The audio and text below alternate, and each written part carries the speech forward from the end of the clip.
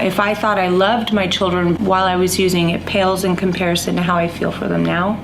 My name is Lauren. I'd like to talk a little bit about my history with substance abuse and how I got clean and my involvement with the Department of Child Safety. Before I started using, I was the type of person who wanted to fit in with people that that were my age. So I had my oldest son when I was in high school.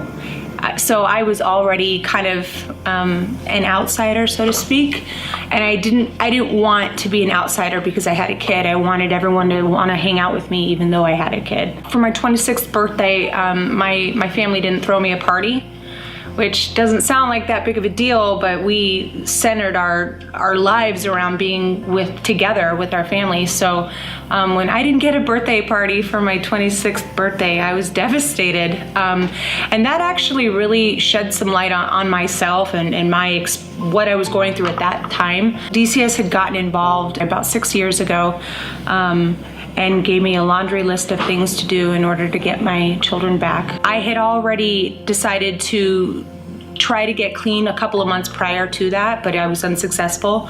I tried doing services at Taros, but I continued to use while I did groups, and it didn't make sense to me why in my heart I wanted to quit, but in my head I wasn't able to, or vice versa. I had a lot of support from the therapist that I worked with. My Taros therapist suggested that I move into a halfway house if I couldn't get clean on my own, which is what I did. I moved into Crossroads for Women, and I was surrounded by loving and caring people who really genuinely wanted me to get clean. I was successfully reunified after 13 months of my case being opened, and it ended well for me and for them. My relationship with my family now is a lot better than it ever has been, even prior to my drug use. It created a bond that I think is absolutely unbreakable as a result of all of the chaos and drama that we went through while having the department involved. I will have 6 years clean September 29th of this year. The one thing that I would like to say to an addict now is I didn't get clean the first time, I didn't get clean the second time, I didn't get clean the third or fourth.